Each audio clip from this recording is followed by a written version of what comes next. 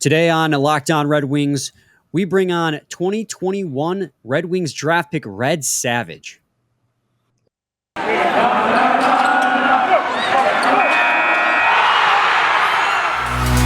You're Locked On Red Wings, your daily podcast on the Detroit Red Wings. Part of the Locked On Podcast Network, your team every day.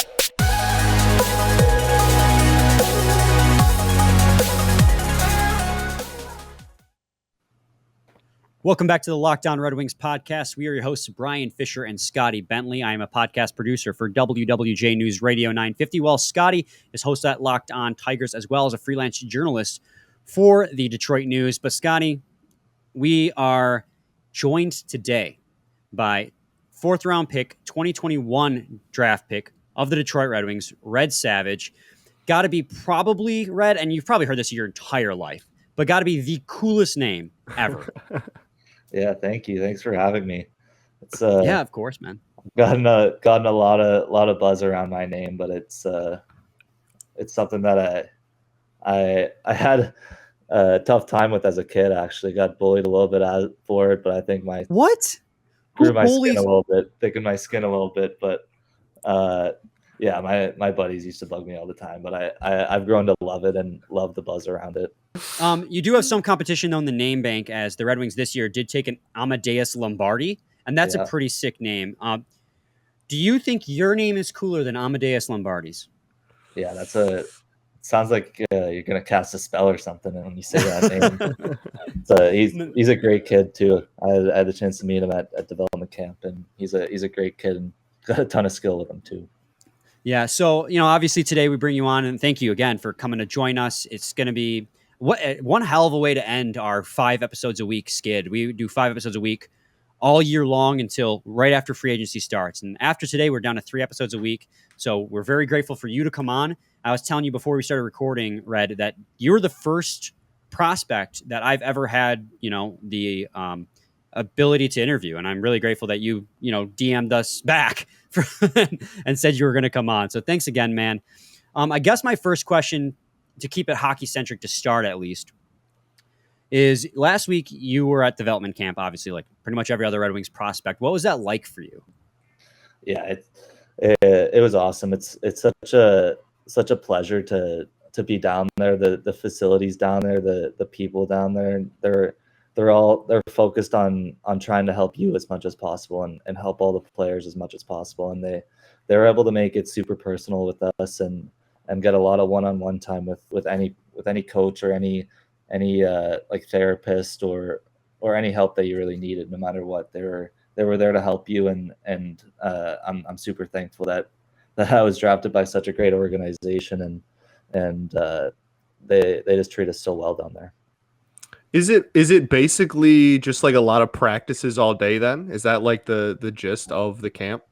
Yeah, it's definitely pretty tiring, but it's usually two ice sessions a day. We did for camp a skating session for 50 minutes, and then they'd cut the ice, and then it'd be a skills session for 50 minutes, and then like a workout, or like we did boxing a couple times.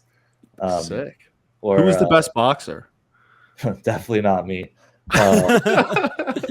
I had some bouts with Carter Mazer. Me and him were paired up together, so we were giving each other a couple liver punches, couple dingers to the head. But yeah, it was a ton of fun.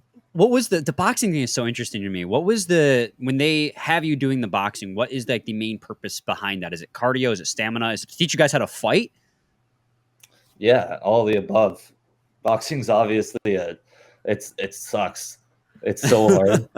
There's so much technical stuff to it, and it's really tiring on your body, which is something that I've never really done it before, and I learned that there's a lot of respect for those boxers that go like 15 rounds, but yeah, a lot of us have no idea how to fight really, so it was kind of cool to learn different pointers, and the guys that did it with us, they made it kind of sort of specific to on ice fighting too. So it was a lot of like balance stuff and knowing where to like land your punches and stuff like that.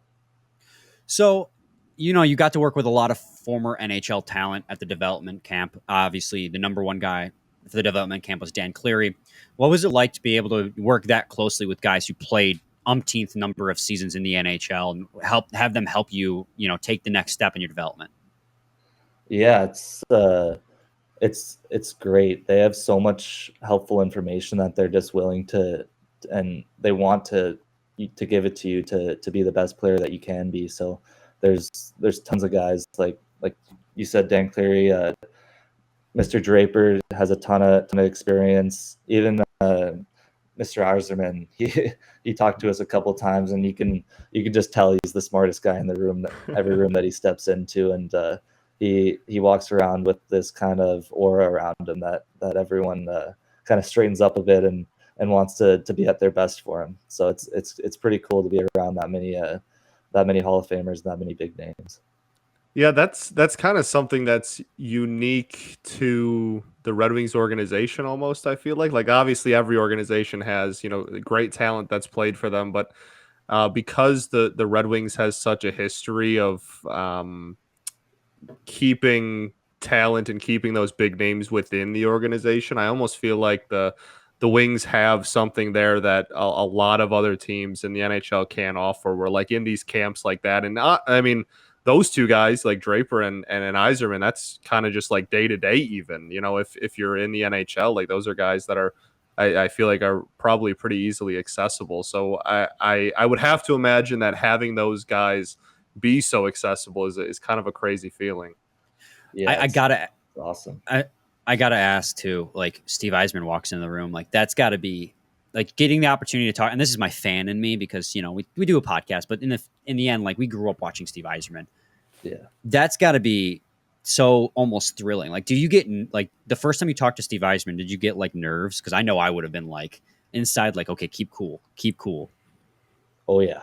Hands were definitely sweating, and actually he stopped by the rink today and talked to some of the guys that are practicing there, and got to talk to him for a little bit today. And yeah, you could just tell he's smarter than just about everyone, every room that he steps into, and you could tell he's always thinking, and he's obviously got this master plan that he's going on, and building this team that you could see is really starting to pick up in the last couple of weeks. And yeah, it's definitely pretty nerve-wracking talking to him.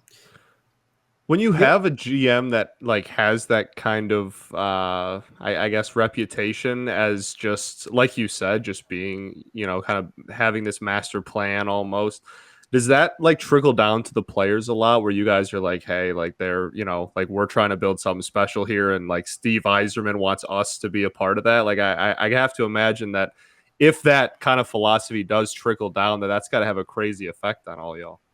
Yeah, it's kind of like you're showing up to the rink knowing that there's a little extra oomph in your step, knowing that you're part of the Iser plan or whatever. And it's definitely kind of cool. Some of my buddies back home were joking around with me about it, saying that I'm part of the Iser plan. But it's pretty cool, and that guys are coming and or even a little extra focused, 1 or 2% more dialed in than maybe other organizations could be. Well, and so you did also mention in talking about this week, development camps obviously ended, and I know we talked a little bit beforehand, but you're still skating at LCA right now, aren't you? Yeah, they've gave us a great opportunity to go in and use the skating coaches and the skills coaches, and there's about, I want to say 10 or 12 of us right now. They got some of the Swedes over, some of the Canadian boys, Kosa, a couple of the goalies. Yeah, and we've just been training and working out the past couple weeks actually, and it's been amazing for all of our development. We're going to keep going with this conversation with Red Savage, but first I got to talk to you guys today about BetOnline. BetOnline.net is the fastest and easiest way to check in on all your betting needs. Find all your favorite sports and events at the #1 online source for odds, lines, and games. Find reviews and news of every league, including Major League Baseball, NFL, NBA, NHL, combat sports, esports, and even golf. BetOnline continues to be the top online resource for all sports wagering information from live in-game betting, scores, and podcasts. They have you covered. Head to BetOnline today or use your mobile device to learn more about the trends and action. BetOnline, where the game starts. Segment 2, Locked On Red Wings podcast. We are joined by Red Savage, 2021 fourth round pick by the Detroit Red Wings. And, we were talking a lot first segment about development camp as a whole, but your game specifically, what do you feel like you felt like you have improved on the most out, this last season with University of Miami, Ohio, or even at development camp alone? Where do you think that you've improved the most? I think with training down at Little Caesars Arena for the past couple of weeks, with the skills coach Wayne Blaze and Tracy and Brody Tutton, great skating coaches and skills coaches. They've really improved on a lot of the little things in my game, and the skating aspect is awesome. Being able to drill in just little things that can give you an edge, and whether it's a quick start or working on crossovers or handling the puck and putting it into a shooting area. It's little things that I think are going to make a really big difference coming up in the next couple of years. So from like going back and playing a year at college, like knowing that you're part of an organization, like that's something that's so unique to hockey. Like, is that a maybe a different feeling like while you're out there playing college hockey, or is it kind of just like business as usual? What's it like knowing like, hey, like I'm part of the Red Wings organization, but I'm playing in college still?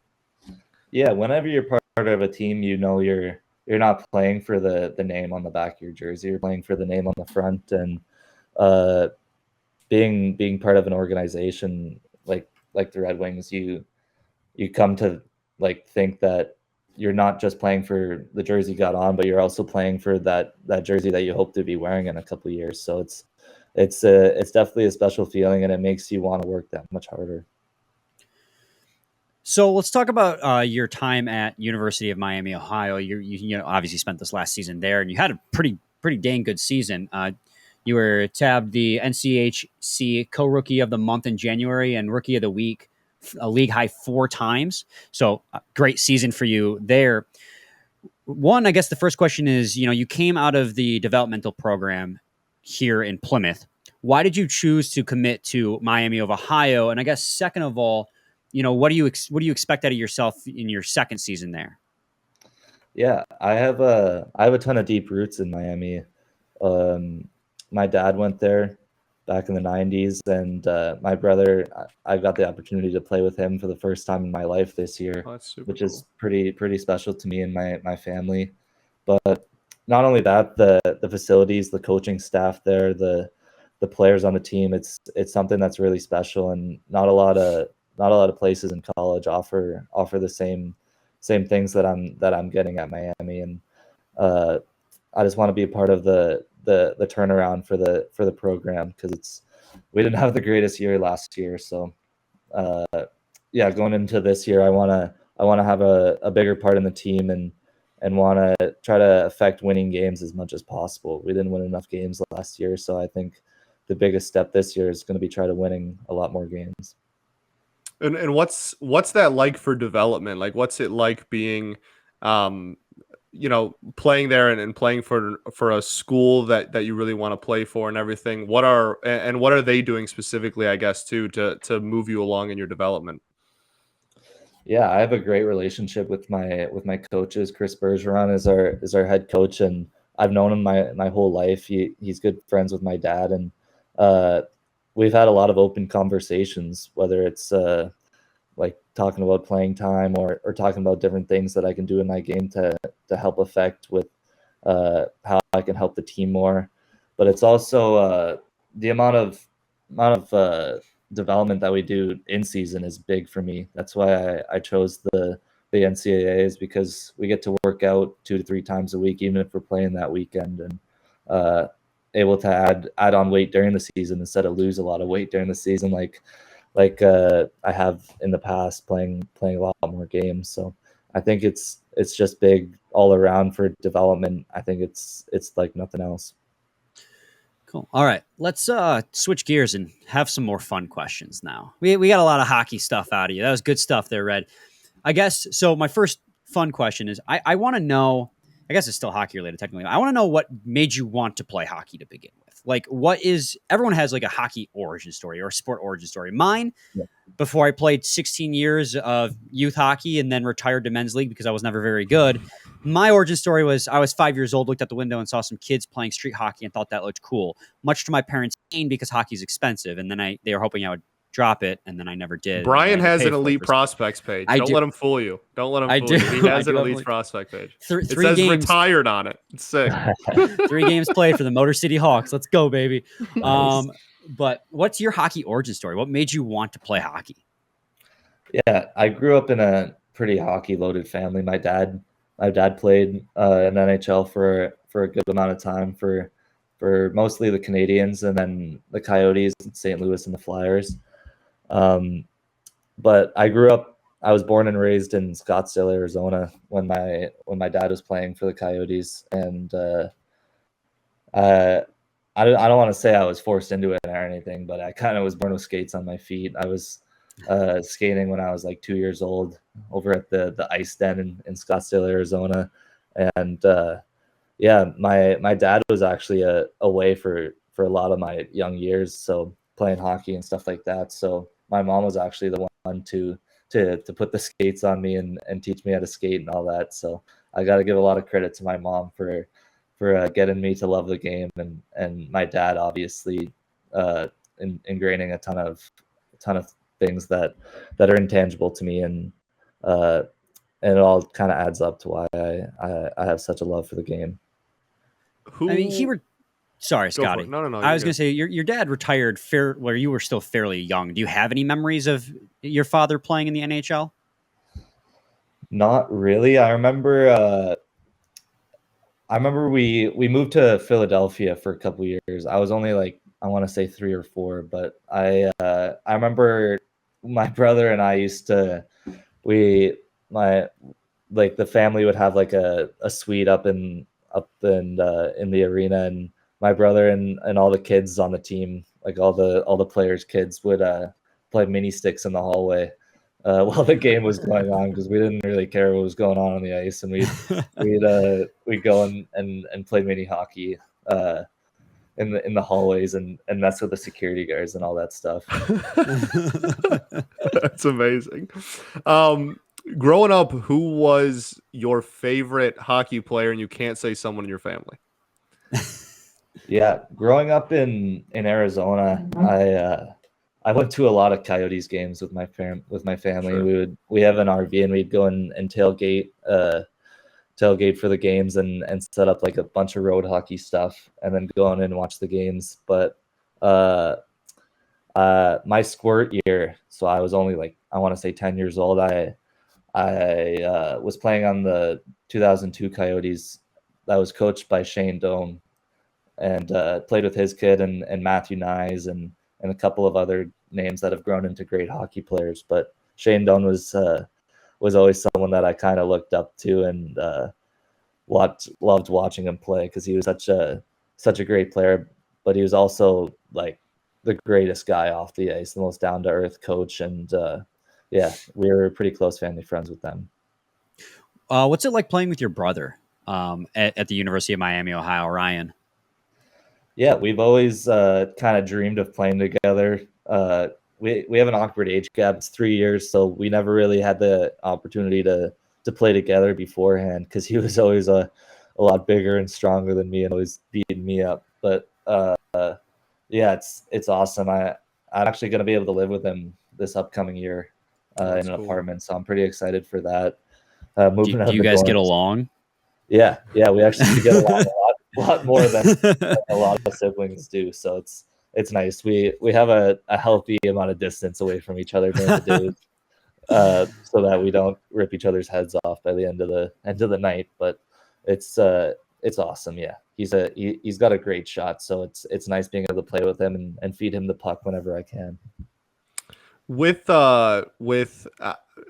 I also host the Tigers show on this network, and one of my favorite thing to ask like prospects or newly relatively newly drafted players is just what draft night was like. Like, what was it like being drafted, not only just by the Detroit Red Wings, like a original six team that has a lot of, weight behind it, but just getting drafted in general. Just take me through draft day and draft night.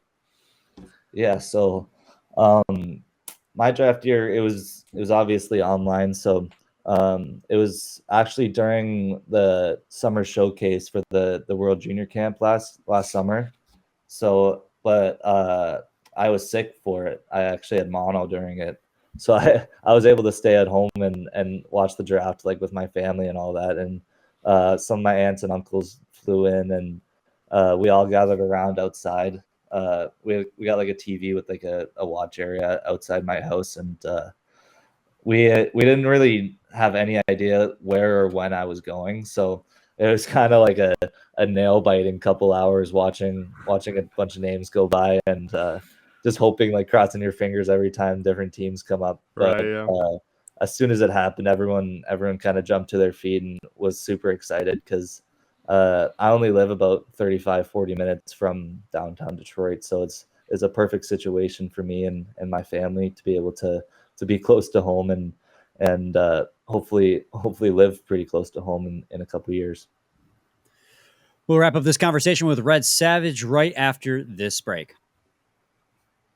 Segment 3, Locked On Red Wings podcast. We are joined by Red Wings prospect Red Savage.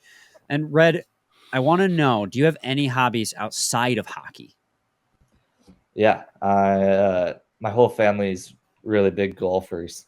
My brother and I golf probably 4 or 5 times a week in the summer, and my dad actually quit hockey in high school for a couple of years to pursue golf and other sports, and then got back into it and eventually made the right decision going back to hockey. But yeah, he growing up in Scottsdale, Arizona, it's pretty prime golfing. Yeah, I would imagine, the prime all year round.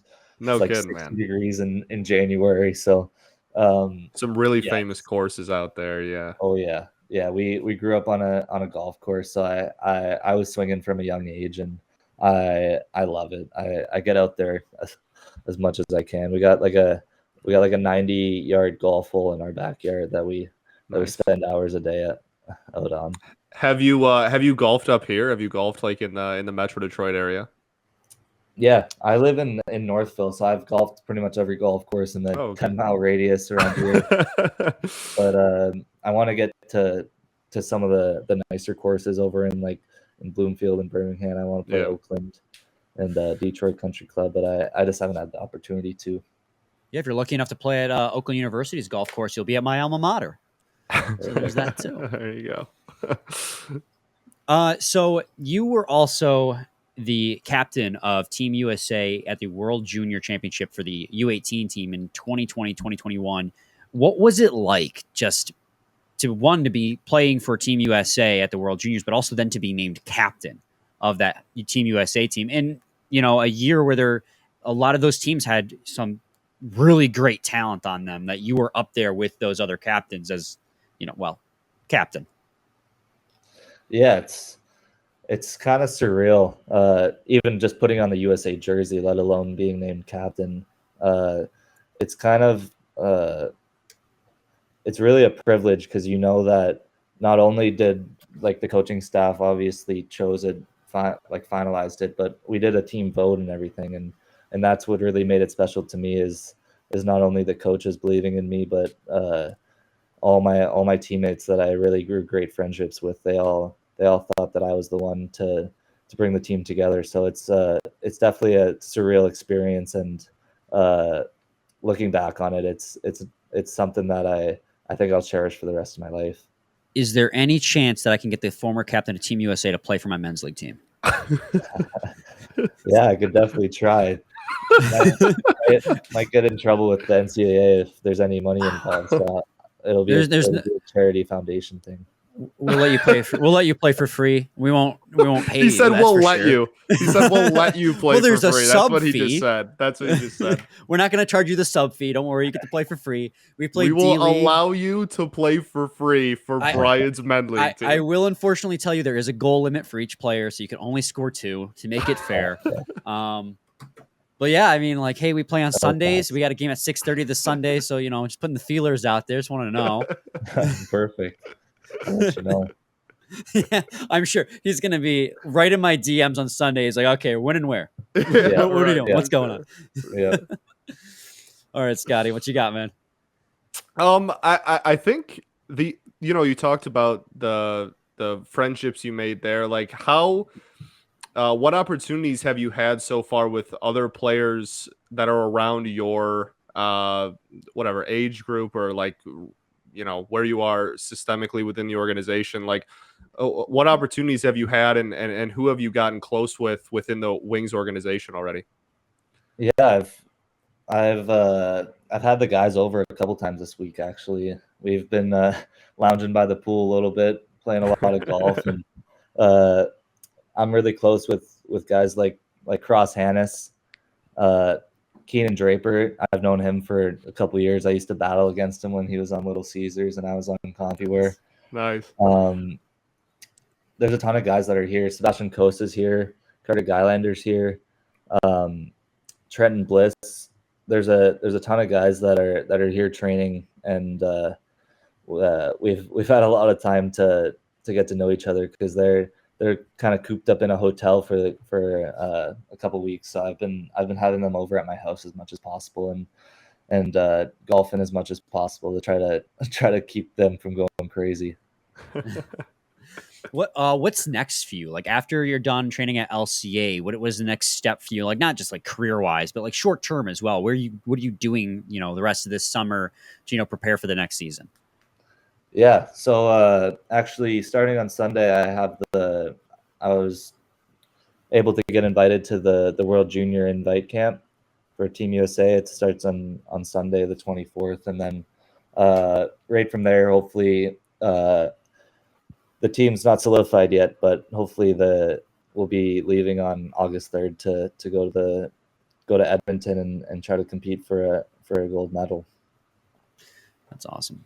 Is there what's it like playing against people in different organizations or whether it's collegiately or on the world stage or whatever?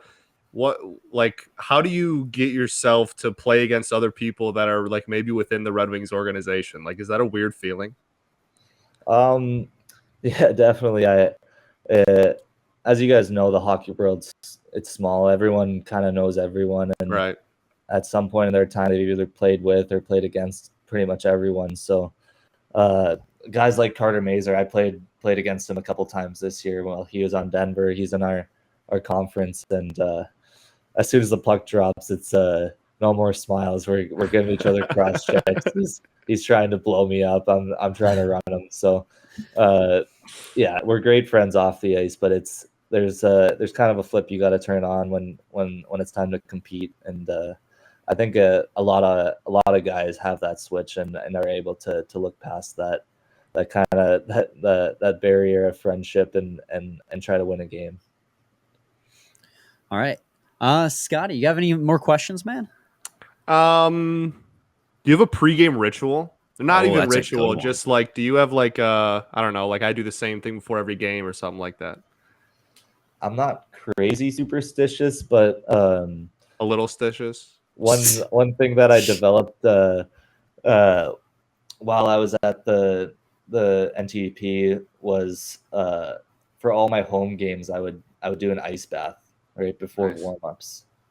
Like after we do like an off ice warm up to get the body moving before the on ice warm up, and I'd go and dunk my whole body in, and it's like an espresso shot right before going on the ice. Ice overheat, man. Ice overheat every day of the week. Ice overheat. Yeah, I feel you. What was your realization? Like, why did you suddenly decide to do that as a ritual? I don't know. I think we had a lot of long weeks while we were at the program, and so I think just going into like a Friday game, I was like, oh, I'm gassed right now. I need something. So I was like, screw it, I'm gonna go just jump in the cold tub and wake myself up. And yeah, I realized I came out like flying that game. I couldn't feel my toes, but I was flying. So I was like, I guess I got to do this. Maybe I should try that instead of drinking 3 Monsters every day to get through a day. Yeah, Jump into a cold shower. Red, I thank you so much for coming on and joining us today, man. That was awesome. Thank you. Just really appreciate it. Like I said, first time I've ever had an opportunity to interview a current Red Wings prospect. So I'm eternally grateful for you coming on. And good luck to you next season. Good luck at World Juniors. Assuming you make the team, I'm rooting for you every step of the way, and I'm rooting to see you in a Red Wings uniform sooner rather than later. Yeah, thank you guys. Thanks for having me on. Definitely going to be tuning into a lot more of the podcast. Thank you. Well, every view helps. Every view helps. Thanks for making Locked On Red Wings your first listen every day. Now make your second listen Locked On NHL. Locked On experts give you a daily 30-minute podcast on all things NHL all year long. Stay up to date on everything in the hockey world. Locked On NHL, your daily 30-minute NHL podcast. Scotty and I will be back. Well, when will we be back, Scotty? We're going down to 3 days a week next week, buddy. Well, Monday still. Right? Monday? We're gonna hold on to Monday. Okay, we'll be back Monday. Maybe. Sure. Maybe. We'll whatever. Why not? We'll play it by ear. Same time, same place. It's your team every day. Every day.